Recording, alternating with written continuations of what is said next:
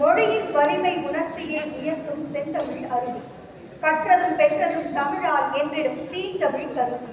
நீரினுள் சொல்லிடும் வாழ்வியல் போதிடும் சாதனை பூமகன். தொன்மையும் துன்பமும் இரண்டர கலந்து அறிந்திடும் தமிழ் மகன். யாரென திரையில் பார்க்கலாம்.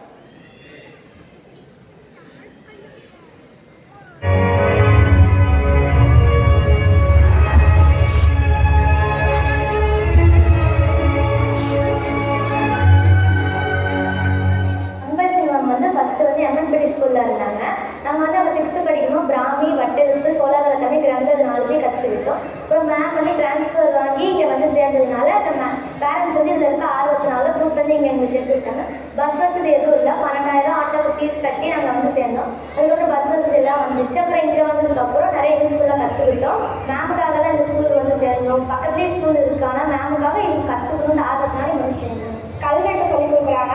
அதில் நான் பிராமி, வட்டெழுத்து, சோழகால தமிழ்லாம் கற்றுக்கிறேன். இப்போ தான் கிரந்தம் கற்றுக்க போகிறேன்.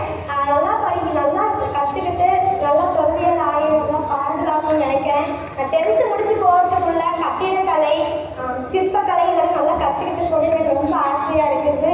கண்காட்சியம் எனக்கு ரொம்ப சந்தோஷமாக இருக்குது. மொழி என்பது தொடர்பு சாதனம் அல்ல, அது பண்பாட்டின் தொடர்ச்சி என்ற உண்மையை உணர்ந்த தமிழ் ஆசிரியர் அன்பரசி. 10,000 ஆண்டுகளுக்கு முன்பட்டு அப்படின்லாம் பார்த்தோம்னா இந்த மாதிரி படிப்புகளாக இருக்கும். தொப்புள் கொடி தொடர்புடைய தொன்மை தமிழ் மொழியின் சிறப்புகளை மாணவர்களின் மனதில் விதைத்து வருகிறார்.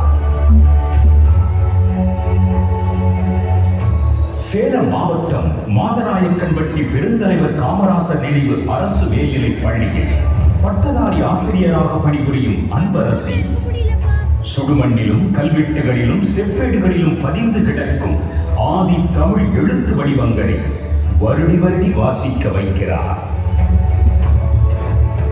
உலக பொதுமறையான திருக்குறள், ஔவையின் ஆத்திச்சூடி, கொன்றை வேந்தர் மற்றும் மூதுரை ஆகிய முத்து குவியல்களை பிராமியனும் தமிழ் எழுத்து, வட்டெழுத்து மற்றும் கிரந்த எழுத்துகளில் எழுதுவது எப்படி என்றும் பயிற்றுவிக்கிறார். 1330 திருக்குறளையும் இந்த எழுத்து வடிவத்தில் மாற்றி எழுதணும். அதன் உச்சமாக 4 மாணவர்களின் துணையுடன் வள்ளுவரின் முப்பாலை 3.5 மணி நேரத்தில் கிரந்த எழுத்தில் எழுதி உலக சாதனை படைத்தார்.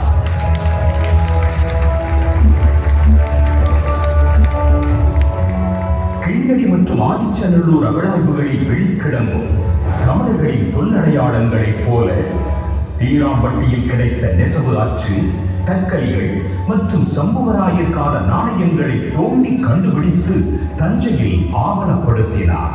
1ஆம் நூற்றாண்டு முதல் 17ஆம் நூற்றாண்டு வரை நெசவுக்காக பயன்படுத்தப்பட்ட தக்கலின் பேர் இது.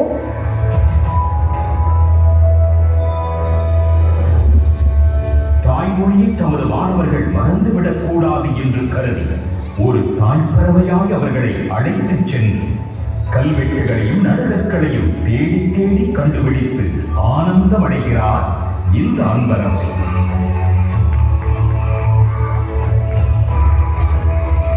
உயிரும் மெய்யும் கலந்த உயர்தனி செம்மொழியை 4 சுவற்றுக்குள் இருந்து பயிற்றுவிக்காமல் தொன்மையின் வேரை தேடும் தொல்லியல் ஆய்வாளராய் அவதாரம் எடுத்து தமிழுக்கு தொண்டு செய்யும் திருமிகு அன்பரசி அவர்களுக்கு மொழித்திறன் மேம்பாட்டிற்கான ஆசிரியர் விருது வழங்குவதில் பெருமிதம் கொள்கிறது நமது புதிய தலைமுறை.